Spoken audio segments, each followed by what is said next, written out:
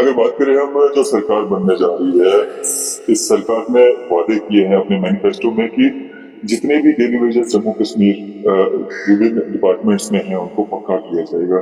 लेकिन अब कुछ लोग सवाल उठा रहे हैं कि यूटी रहते हुए कैसे होगा ये सब। तो क्या लगता है आपको? कहीं ना कहीं डेली वेजेस भी हम देखते हैं आए दिन प्रोटेस्ट पे बैठे रहते हैं कि हमें शक है कि क्या पता होगा नहीं होगा।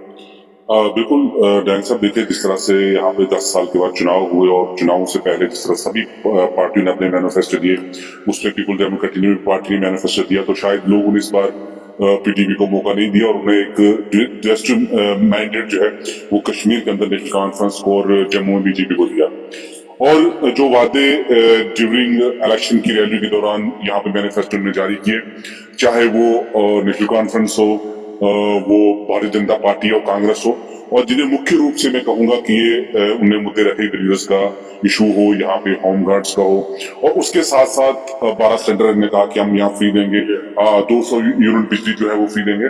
तो आज सरकार बनने जा रही है, तो सबसे पहले तो उनको मैं मुबारकबाद देता हूँ। आज तक तनकीद का दिन नहीं है, लेकिन बहरहाल उनको उनके जो मैनिफेस्टो है उनको भी आज के दिन हम याद कराना चाहेंगे कि सब डिलीवर्स काफी लंबे से संघर्ष कर रहे हैं, रोडों पे, सड़कों पे।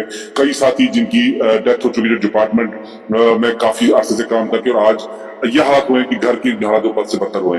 लेकिन ये वही सरकार है जिन सरकारों ने हम लोगों को या इन लोगों को लगाया था डिपार्टमेंट के अंदर, आज वही लोग फिर से सरकार में आ रहे हैं। तो मुझे लगता है कि जो उन्होंने वादे किए हैं वो आने वाले दिनों में इसको पूरा करें। नहीं तो जिस तरह से लोग आज सड़कों पे है, अगर उनको अगर इस अपनी सरकार चुनने के बाद भी सड़कों पर रहना पड़ा है, तो मुझे लगता है कि यहाँ सरकार बनने का या सब जो उन्होंने वादे किए हैं उसका कोई महत्व यहाँ पे रहेगा। लेकिन आज जिस तरह से जम्मू कश्मीर के अंदर यूटी है यहाँ पे, और इसमें आधा रोल जो एलजी साहब का भी इसमें रहे, आधा बल्कि सारा रोल एलजी साहब का रहेगा। लेकिन सबसे पहले वोट देने के बाद ही तुरंत ही इसको पहली कैबिनेट में इसको मुद्दे को डिस्कस करके इसको एलजी साहब के पास भेजना चाहिए, और उसके बाद एलजी साहब का क्या रहता है वो सेकंडली है। लेकिन जो उन्होंने वादा किया, चाहे वो कांग्रेस है, चाहे वो यहाँ पे भारतीय जनता पार्टी थी, या यहाँ पे नेशनल कॉन्फ्रेंस है, तो उन्होंने इस मुद्दे को कहा था कि हम पहली कैबिनेट में हल करेंगे। तो वो वक्त आ गया, लोग सारे वहां पे देख रहे हैं। बाकी लोग ने जो हमें मैंडेट अपोजिशन कर दिया, तो हम अपोजिशन करेंगे और आने वाले दिनों में आपको देखोगे। अगर हम बात करें पीडीपी की और तनवीर हुसैन की, क्या सोच करके आपने अचानक से पीडीपी में छलांग मारी? देखिए सर, पीडीपी जो पीपल डेमोक्रेटिक पार्टी है, ये एक सोच है मुफ्ती साहब की, एक सोच जिससे इस पार्टी को यहाँ पे बनाया गया। और पीपल डेमोक्रेटिक पार्टी वो पार्टी है जिससे नेशनल कॉन्फ्रेंस की सरकार जो पार्टी है उसको 2 बार यहाँ से सत्ता से बाहर रखा।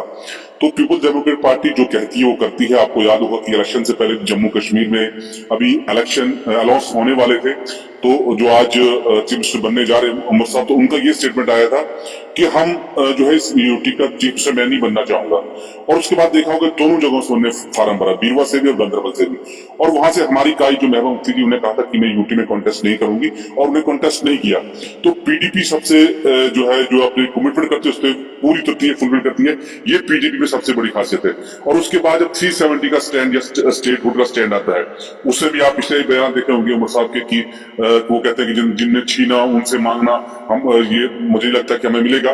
तो उसके बरकत जो पीडीपी की लीडरशिप है, जो पीडीपी का जो मैनिफेस्टो है, वो 370 और स्टेटहुड को रिस्टोर करना और कश्मीर मुद्दे का रेजोल्यूशन, इसके लिए हमारी पार्टी, हमारी लीडरशिप का जो है वो स्टैंड है, और उसके ऊपर हम आगे देखेंगे आप स्टैंड रहेंगे।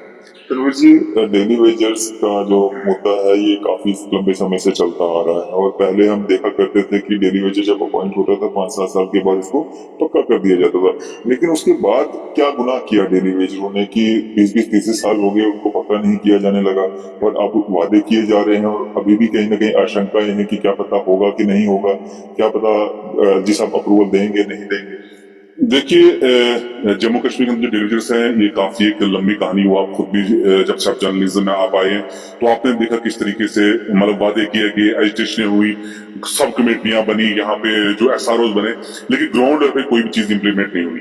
कहीं ना कहीं जो डिलीवरीज है ये पॉलिटिकल शिकार हुआ है।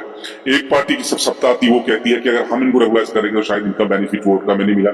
दूसरी पार्टी ये कहती है कि नहीं, पिछली सरकारों में किए हुए पाप है। तो कहीं ना कहीं हम पॉलिटिकल विक्टिम बन चुके हैं। तो जिस तरह से जब हमने मैनिफेस्टो पीडीपी की हमारी मोहतरम मायावती ने मैनिफेस्टो जारी किया था, तो हमने ये किया था कि 1 साल के अंदर तमाम डेलीवेज को रेगुलाइज किया जाएगा। बहरहाल वो लोगों का वर्डिक्ट जो होता है वो सर आंखों पे है। शायद हमें उन्हें अभी कोई और टाइम हमें इसमें लगे उनको अपना अपना जो यकीन है उस पर लाने के लिए।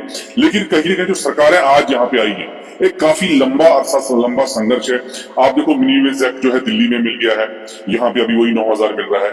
यहाँ पे जो बाकी जो क्या कहते हैं अपने परमानेंट एम्प्लॉइज को 7th पे कमीशन मिल गया, उसके बाद टीएडीए मिल गया, उनके खिलाफ नहीं है, ठीक है उनको मिला। लेकिन डेलीवेजर्स के लिए कोई भी यहाँ पे जो प्रॉपर जो पॉलिसी है या कोई प्रॉपर एक जो है एक प्लान रोड मैप है वो यहाँ पे नहीं है।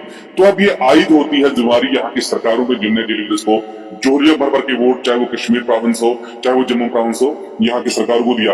अब उनका दायित्व बनता है, उनका फर्ज बनता है कि इस चीज को जो है वो ग्राउंड लेवल पे लाके एक कंप्रिहेंसिव पॉलिसी बना के डेलीवेजर्स को रिलीफ दें। और आगे आने वाले दिनों में जितने भी इनके इश्यूज हो, चाहे वो पेंडिंग सैलरीज का हो, वो उसका मिनी वेज एक्ट का हो, लेकिन मेन इशू मुझे ये लगता है कि रेगुलेशन पॉलिसी बन जाए। हम ये नहीं सरकार से कहते हैं कि वो वन टाइम वो करें, लेकिन पॉलिसी फेयर की जाए कि इस साल में इतने लोग करेंगे। हाँ, फेज में इनको रेगुलाइज किया जाना चाहिए। इसके लिए सरकार को जो इस पे कदम लेना पड़ेगा।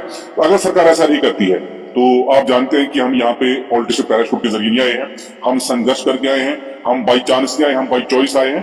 तो हमने संघर्ष मैंने पहले भी किया है, आगे भी संघर्ष हम इनकी आवाज बनेंगे, और जब तक इन लोगों को इंसाफ नहीं मिलेगा तब तक हम लड़ाई को लड़ेंगे।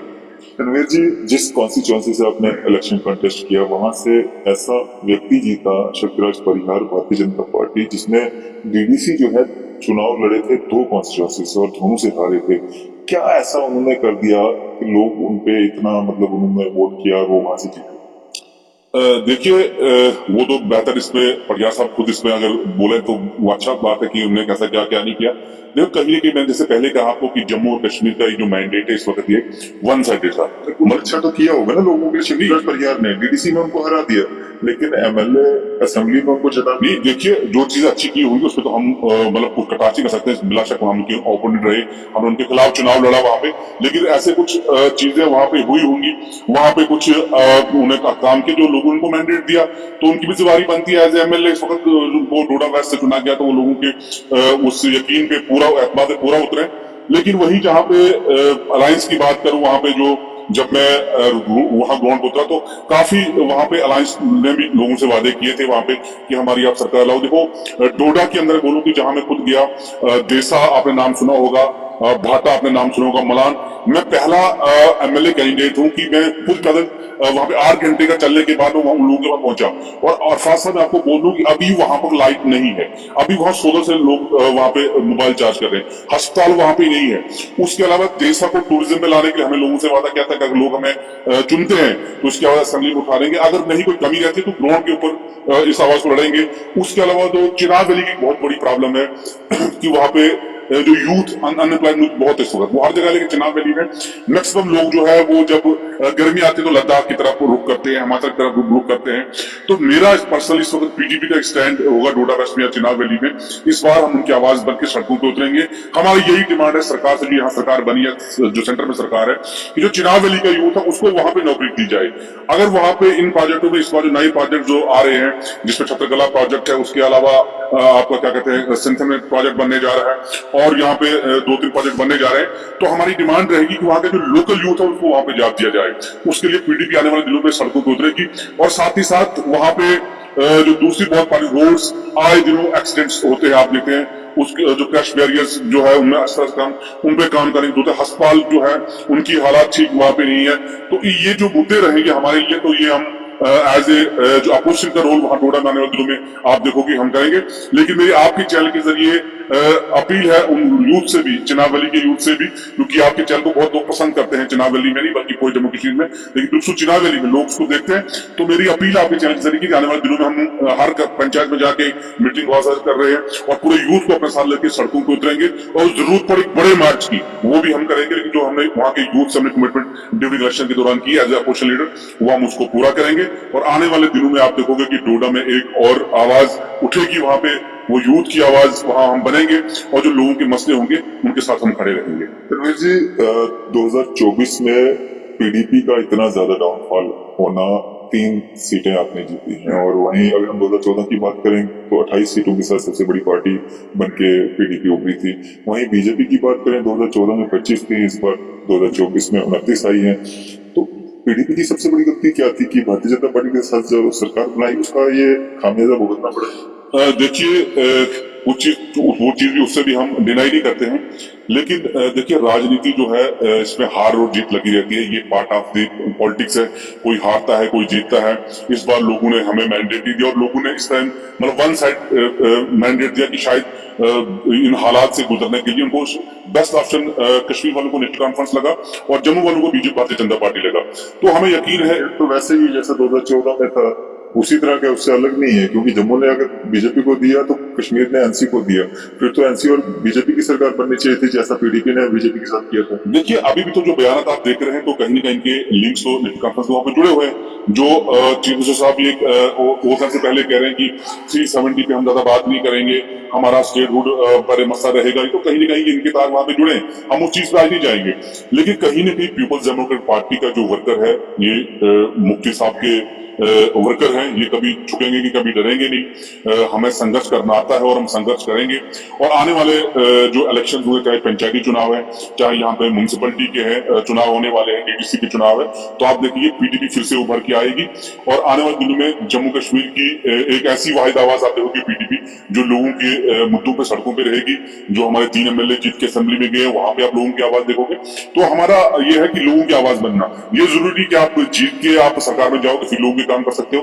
जो लीडर होता है जो काम करना जानता है, वो बाहर भी रह के कर सकता है और अंदर जाके कर सकता है। तो लीडर होता है, लीडर की कोई डेफिनेशन नहीं होती है। सिर्फ लीडर वो है जो लोगों की आवाज बने।